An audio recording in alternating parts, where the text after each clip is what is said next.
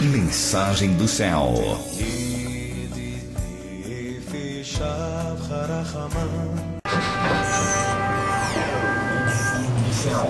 O som da Céu.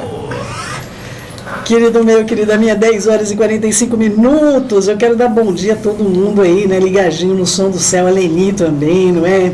Conectada aqui no Som do Céu, a Adri, todos aqui do Ministério Som do Céu que estão conosco. E eu queria apresentar uma pessoa, vou pedir para ela falar um bom dia aí para vocês, desejar Shalom do Pai. E aí, Maria, conta para mim aí, dá um bom dia para os nossos ouvintes. Boker Tov, bom dia, é uma alegria estar aqui, de uma pessoa que eu já admiro há tempo. Oh, meu Senhor. E é uma coisa assim muito forte, muito espiritual que vem acontecendo, esse relacionamento assim que parece que já existe há alguns anos e é gratificante estar aqui. É, gente, vocês não têm noção, nós entramos numa consagração que o Eterno nos pediu, uma consagração aí de 21 dias, muito, muito complexa para nós seres humanos, mas não para o Eterno que nos capacita. E ele falou que nós iríamos encontrar com pessoas que estavam dispostas a darem a vida delas pela obra dele. E que nós nos preparássemos para sermos sensíveis, né? Quando faltava, acho que 3 dias para a conclusão 3 dias, queridos. Olha, você que vai se consagrar e você não está vendo nada, não é? 20 dias, você não vê nada, não é? Não, nós estávamos lá 18 dias, né? E aí a Maria me escreveu, não é? Me escreveu, vai aí, Maria, conta essa parte você. Pois é, o que eu acho interessante é esse 3 aí também. É uma transformação, né? Deus dá respostas quando a gente menos imagina. Do nada, começamos a conversar e de repente a Céu começou a falar sobre essa questão desse propósito dela. E eu vi um horizonte também diante disso, porque na minha busca eu tenho visto várias denominações, tanto judaicas, messiânicas como evangélicas. Isso tem trazido conforto ao meu coração, essa busca incessante, busca de conhecimento, de entendimento, de amor, né? De ser, né? Exatamente como Deus falou ali naquele momento com Moshe. Seja, eu sou. Verdade. Aprendamos com isso. Verdade. Ser por ser. E ali naquele dia ela me pediu, Céu, eu estou em contato com um judeu que está querendo vir para o Brasil, Mordecai, e eu gostaria de saber se teria como nós termos alguma participação benéfica, benevolente em relação à obra que o Eterno está fazendo naquela vida. E me trouxe o conhecimento da obra do Sabra, né? Que é uma obra extraordinária aí, não é? Do Mordecai. E foi assim que, na verdade, eu venci Mordecai, que eu espero, queira o Eterno e seja da vontade dele, que nós possamos ser cooperadores, não é? Um ministério muito tremendo, queridos. Eles atuam com Aliá, não é? O retorno de judeus para Israel. São os judeus messiânicos, sofrem sim a perseguição. Israel não aceita Yeshua como Mashiach, não é? Do contrário, as nações não poderiam estar enxertados se ramos não tivessem sido cortados, viu, queridos? É uma falta de entendimento muito grande que eu vejo em relação a tudo isso, não é? E ali eu pude entrar em contato com Mordecai e pude ouvir um pouquinho da Maria com relação ao coração dela em relação à obra. Porque, assim, eu até imaginava que ela fosse intrinsecamente ligada com a obra de Jerusalém, mas não, ela era espiritualmente ligada com essa obra lá em Jerusalém, sobre o que o Eterno está fazendo e de que maneira ele deseja atuar, porque o Sabra atua não somente com Aliá, ele cuida de órfãos, cuida de pessoas idosas, não é? É um contexto bastante intenso que nós vimos da atuação do Sabra. E aí a Maria veio dessa experiência, queridos, que eu queria até que ela pudesse falar, embora a gente está com o nosso tempo, queridos, bastante limitadinho, não é? Mas eu espero que vocês tenham compreensão aí, né? Nós temos o nosso tempo limitadinho, mas nós vamos tentar aqui, com a graça do Eterno, contar um pouquinho dessa história da Maria para vocês. Mar, conta aí como que você encontrou o nosso Senhor. Bem, Isso já tem muitos anos que eu aceitei a Cristo, como diz no Evangelho, né? E fui buscando e cada vez querendo mais. E um dia, de repente, ao passar por uma rua de Salvador, Bahia, encontrei uma denominação judaica messiânica, que eu também não sabia que chamava-se uma visão judaica messiânica, e tinha lá na placa Moresh Yeshua. E eu senti um desejo no meu coração de entrar. Aquela porta estava entreaberta e eu fiquei questionando a mim mesmo, será que posso entrar? Imagina. Tomei a atitude e entrei. Quando eu entrei, tinha apenas uma pessoa, também recém-chegada, que era um rosto que estava entrando ali naquele momento há 8 dias, e também não conhecia muitas pessoas. Mas eu perguntei se eu podia entrar, ele disse, sim, seja bem-vinda. E naquele momento, quando eu sentei ali, eu ouvi a voz, eu creio que foi a voz do Eterno, que disse, esta é a sua casa. E ali eu fiquei, e ali eu fui cada vez mais buscando e conhecendo. E hoje, pela graça divina do Eterno, eu conheci a Mordecai, que é uma pessoa maravilhosa, que faz um trabalho lindo. E como eu também faço um trabalho na cidade onde eu moro, né, com crianças, filhos de pescadores. Eu sou professora lá, ensino música. E então comecei a conversar assim do nada com essa pessoa e vi que tinha alguma coisa semelhante que nos ligava. Céu com um trabalho maravilhoso aqui, Mordecai com um trabalho em Jerusalém, lá no lugar onde ele mora, e eu a vontade de crescer também ali naquele local. E assim fomos conversando e hoje estamos aqui com o desejo, se assim o Senhor permitir, não é? Se o Eterno permitir isso, de trazer Mordecai para fazer um pouco mais dessa interação, né? Desse cuidado dos pobres, órfãos, da viúva, que é isso que nós temos que fazer. E uma coisa impressionante no caso do Mordecai, queridos, é que ele é a favor, ele é o chamado do Ministério Som do Céu, não é? Que é desfazer as paredes, os muros que existem entre os judeus e os cristãos e criar pontes, não é? Nós necessitamos dos cristãos, principalmente porque nós judeus somos muito tomé, queridos, não é? Não pejorativamente, mas nós assim, não é tu mesmo, Senhor, deixa eu ver então, eu não quero ser enganado, não é? Nós judeus somos muito assim, queridos, não é? E os cristãos não, queridos, por isso que os cristãos são tão abertos a serem enganados muitas vezes, porque é uma fé diferenciada. E Yeshua só se admirava da fé de pessoas não judias, viu, queridos? Ele se impressionava também com a gratidão. Pessoas não judias também têm uma maneira de expressar gratidão mais abrangentemente do que no caso dos judeus. Os judeus acreditam que tudo que recebem provém do Eterno.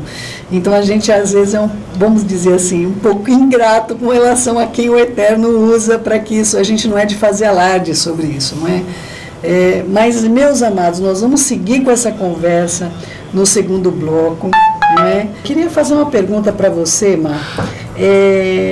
Me diga uma coisa, como foi vindo do meio evangélico? Quanto tempo você ficou no meio evangélico? Uns 7 anos. 7 anos. Foi chocante para você a visão judaico-messiânica? Não. Como não foi? Você se encontrou, você falou, era isso que me faltava. Conta essa parte aí que eu achei tão interessante, seu relato. Não foi chocante não, Céu.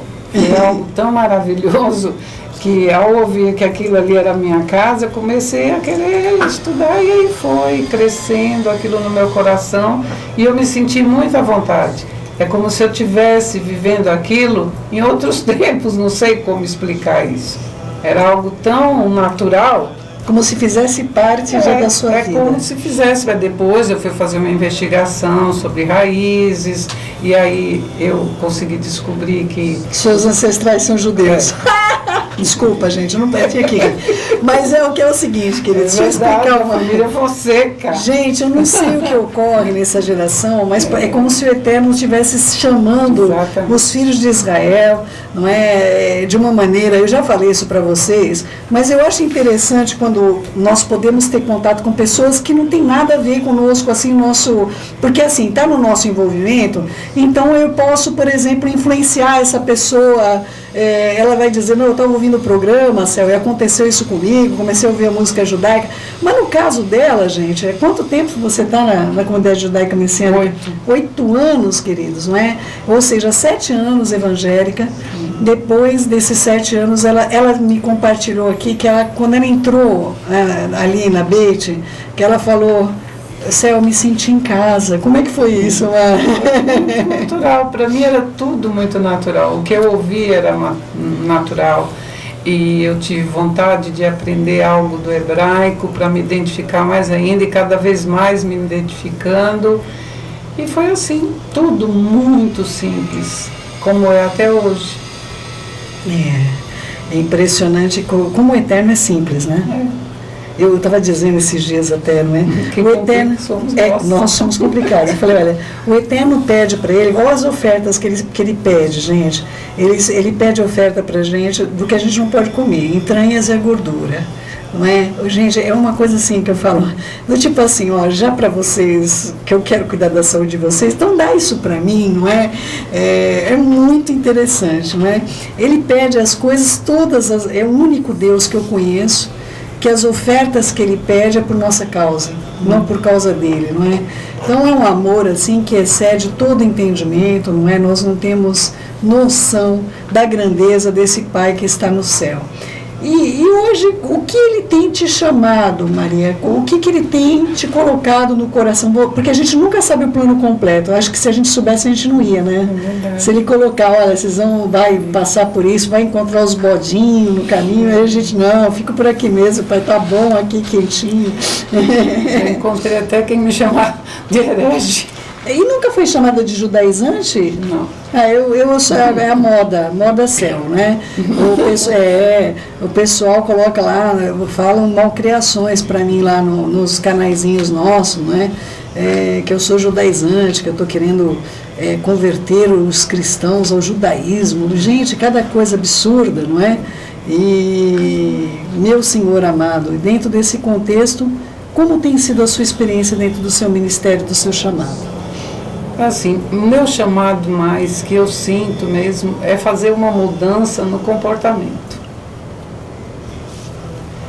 Eu vejo que as pessoas ainda não entenderam bem a questão do amor ao próximo. Não só amor ao próximo, eu acredito que a coisa é um pouquinho mais elevada nesse sentido, porque eu sinto um descaso muito grande com relação ao temor do próprio Eterno, não é? Eu penso que isso é expresso a partir do momento que nós não o tememos, porque nós temos que amar Ele acima de todas as coisas. E quando nós quebramos justamente esse princípio, não se consegue amar mais um ao outro, se respeitar, estar em comunhão, Maria, coisa simples, né? Comunhão, assim, faz parte da essência humana. A gente nasce dependendo de alguém, nós crescemos dependendo de convívio social, não é? Nós vamos aprender numa escola, nós vamos ter amigos dentro dessa escola, depois nós vamos ter um trabalho social dentro de um trabalho secular, não importa o que a pessoa vai ser quando crescer, né? Ela vai ter de ter envolvimento, e nós vemos cada vez mais o isolacionismo das pessoas, apesar de todas as tecnologias que nós temos de comunicação. Pelo contrário, se agridem mais ainda, né? E é um comprometimento assim muito grande no meu coração com relação às pessoas que são isoladas socialmente. Eu vivo numa comunidade de pescadores e ali existem crianças que, infelizmente, hoje até jovens, adolescentes, meninas de 12 anos se entregando à prostituição. E aquilo incomoda muito o meu coração. Então, através do voluntarismo, eu consigo chegar até essas crianças, esses jovens que estão iniciando a vida deles, e creio que Deus vai fazer a boa obra, né? Que eu sou apenas um instrumento usado ali naquele lugar, que muitas vezes, eu tenho vontade até de deixar aquilo tudo, porque é muito difícil, pela falta de colaboração, né? Mas o Eterno tem me fortalecido a cada momento que eu esmoreço. E assim eu vou seguindo adiante E hoje eu tenho aqueles jovens, um amor muito grande por eles, e eles já têm entendido algo do eterno, e isso para mim é muito importante, né? Você chegar até a pessoa que é uma pessoa necessitada por amor, por se entregar, e não por exigir e querer. Nós tivemos, na verdade, nós fomos convidados, né, para lutar contra a exploração sexual comercial de crianças e adolescentes na década de 90, então faz muito tempo, onde eu fui para o Pará e onde nós iniciamos, inclusive, tivemos aí a participação no resgate de meninas que estavam, na verdade, escravas sexuais numa fazenda, num grande coronel, era assim que eles nomeavam uma pessoa, não é? E nós desenvolvemos esse trabalho, seguimos, na verdade, com esse trabalho, recebendo crianças oriundas da exploração sexual comercial. Uma das nossas meninas, ela tinha 12 anos de idade, ela chegava a fazer em torno de 17 a 22 programas por dia, não é? Ele chegou para a gente com uma sarna pélvica, nunca tinha visto sarna em cachorro, não é? E era por R$1, R$2, no máximo R$5 o programa que ela recebia. Na ocasião, ela era da região aqui, de Campinas, uma região, vamos dizer assim, bastante envolvida com a educação, não é? Os costumes, o brasão, né, de armas de Campinas coloca ali a cidade como sendo, não é, inclusive, pela evolução, pela soberania e todas as coisas mais, mas o que nós vimos ali foi algo assustador, né? Em todos os nossos trabalhos, nossas atividades, inclusive aqui, trabalhei muito tempo na Praça da Sé com as crianças que na ocasião eram de rua. Hoje em dia nós estamos, eu acredito que estamos na 5ª ou 6ª geração de crianças já nascidas nas ruas, não é? Ainda mais com o advento do crack, queridos. Então nós temos essa situação gravíssima. Eu queria só aproveitar para compartilhar algo com vocês, queridos, que eu li hoje, fiquei bastante chocada, não é? Aqui no nosso país não é permitido as meninas menores de 18 anos viajarem sem ser por meio de um documento que possa ser dado para a Polícia Federal, e os pais têm que assinar, e não pode ser nem a assinatura daquele documento que você vai e registra, reconhece a assinatura no cartório posteriormente, não é? Você tem de assinar igual transferência de carro, não é? A assinatura tem de ser feita perante o escrivão, não é? Então, queridos, mas na Inglaterra não é assim. E nós descobrimos que o UEL, que é esse hipotético Estado Islâmico, não é? Está aliciando jovens, todas da faixa de 15 anos, e elas pegam um avião, ou elas vão para o Iraque ou elas vão para a Síria, para poderem se tornar as noivas jihadistas. Então, os relatos dos pais, as perguntas para os pais ingleses, mas ela não dava nenhuma referência para você, não foi colocado para você que ela, alguma mudança de comportamento, nada. A única coisa é que ela ficava na internet, e nós nunca tivemos problemas, ela sempre ficou na internet. Queridos, aqui no Brasil, as nossas meninas não têm como sair, queridos. Isso não quer dizer que esse grupo já não esteja aqui, não é? O fato de não ser comunicado não quer dizer que não existe. Queridos, tem um monte de coisa que não foi comunicado e existe, você não sabe, tá bom? Então, pais, eu vou pedir a vocês com muito carinho, que vocês fiquem atentos aos arquivos dos seus filhos. Existe meio de você olhar ali se o seu filho está envolvido com algum grupo, principalmente se for na área de islamismo. A gente já fazia esse trabalho com vocês com relação à pornografia e com relação à pedofilia. Hoje, nós infelizmente vamos ter que lançar aqui uma campanha para você saber se os seus filhos não estão sendo aliciados por essa situação islâmica que é mundial, viu, queridos? A gente está ouvindo local, não é? Mas esse fenômeno é um fenômeno mundial. Mas você tem observado esse movimento? Você tem percebido, assim, coisas um pouco assustadoras em relação a isso dentro de uma cultura como a nossa, hipoteticamente democrática? Não é? Democrática não quer dizer que é do demo, né, queridos? Mas olha que é quase isso. É verdade. Assim, eu acho que realmente temos que estar observando e prestando bastante atenção, principalmente os pais, porque eu vejo que nós somos muito, a nossa cultura é muito influenciável. Então, temos que prestar muita atenção no que está acontecendo, ao comportamento dos nossos filhos, dos nossos netos. Devemos ver com os olhos da alma, para perceber. E assim tomarmos uma atitude, digamos assim, mais radical. Você sente atuação espiritual diferente? Sinto. Quanto tempo você tem tido esse sentimento? Eu tenho tido esse sentimento, assim, eu vejo que tem algo maligno. Muito maligno. Maligno. E a gente enxerga até nos olhos da pessoa aquela malignidade tremenda, né? E vê que são pessoas usadas, né? Para a coisa fluir erradamente.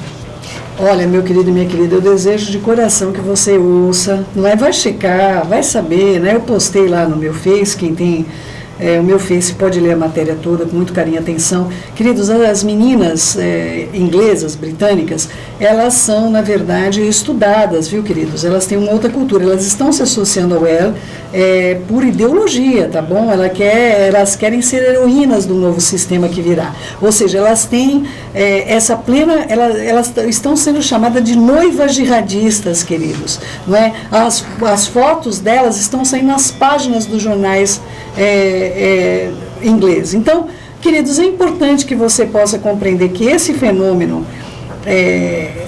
tem uma situação dentro do nosso país. Nós vamos ver as nossas filhas serem cooptadas a isso, da mesma maneira que nós vimos a filha de Yaakov, Diná, não é? Nós vimos o Siquim a possuindo, não é? E trazendo uma tragédia sobre eles mesmos. No nosso caso, queridos, lamentavelmente as famílias brasileiras, na sua maior parte, não são tementes a Adonai, não é? Então, queridos, eu gostaria que você ficasse atento aí a sua filha, não é? Quais os envolvimentos na internet. Essas meninas não deram nenhum sinal ou sintoma de mudança de comportamento.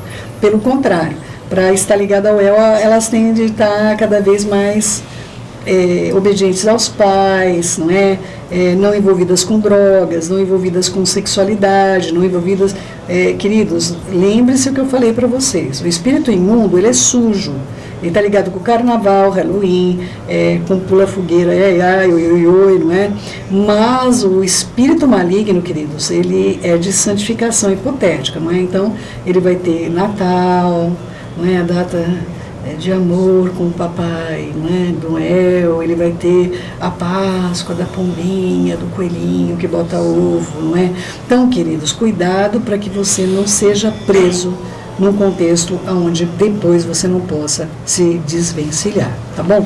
Meus queridos, aqui da minha amada Maria, querida, que dedicou esse tempinho, o esforço dela, não é, de vir para cá, não é, estando aqui em São Paulo, logo também já está indo embora para os Estados Unidos, não é, mas me dedicou a essa graciosa presença para poder compartilhar de mais uma pessoa tão distante e ao mesmo tempo que faz parte da família de Adonai.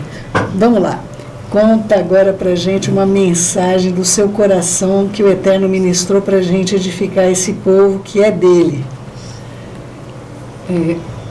Eu quero bendizer ao Senhor nesse momento, Baruch Shem. O que eu gostaria de trazer ao meu coração também e ao coração de todos vocês que estão nos ouvindo é a questão do sofrimento. E eu gostaria de citar aqui Jó. Por que será que o justo sofre? O que será que tem de resposta no nosso coração? Será que é por pecado? Mas se ele era justo, se ele era obediente, por que será que o justo sofre? Uma coisa que inquietava muito o meu coração, e inquieta ainda. Mas Deus trouxe um conforto muito grande ao meu entendimento, ao perceber que ali estava simplesmente sendo dito coisas muito simples. O sofrimento, ele é necessário. O sofrimento é como se fosse uma pedra rude de diamante, mas que ela precisa ser lapidada. Não simplesmente por obedecer a Deus e ter dele gratificações. Deus não quer o comércio da nossa obediência. Deus quer sim que sejamos, né, simplesmente ser. E isso é que nos faz entender melhor o porquê do sofrimento. Naquele momento ali, onde os amigos questionavam por quê? Por que questionavam? Você ajuda o pobre pelo simples fato de ter um retorno para você? Ou você ajuda o pobre para que ele consiga evoluir e conseguir perceber que todo aquele sofrimento, todas aquelas coisas que eles estão passando, é um polimento, é uma necessidade? Os pobres sempre vão existir, sempre. Jesus e Yeshua já falou sobre isso. Vocês terão os pobres sempre, mas a mim... Verdade. Não é? Então, é isso que eu queria deixar como reflexão hoje. Você perceber que o sofrimento é algo que é tua água purificadora, é tua renovação, é o teu entregar-se completamente e acreditar que a existência do universo, aquilo que ele criou, a supremacia do eterno, é que vai fazer você tornar o teu sofrimento suave, pleno, num shalom verdadeiro.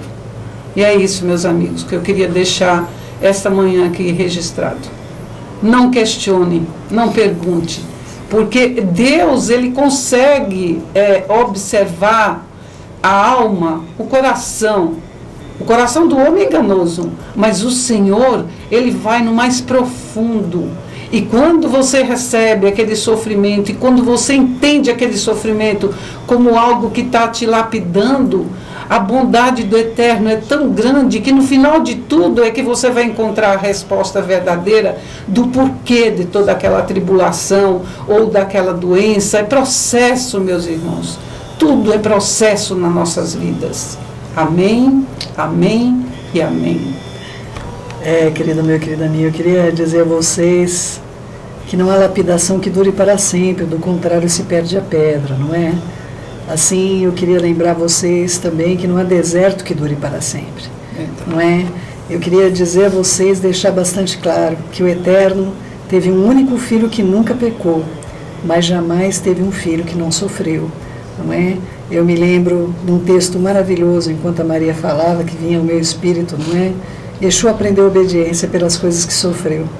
Se nós não aprendermos, meus amados, nosso sofrimento será verdadeiro, inválido e em vão. Maria, muito obrigada por estar aqui com a gente, que o Eterno te abençoe. Muito obrigada pela honra. A presença de Adonai aqui, queridos, é o testificar, não é? Do selo dele, da perfeição, da graça, da bondade, somente ele. Tá bom, meus queridos? Olha só...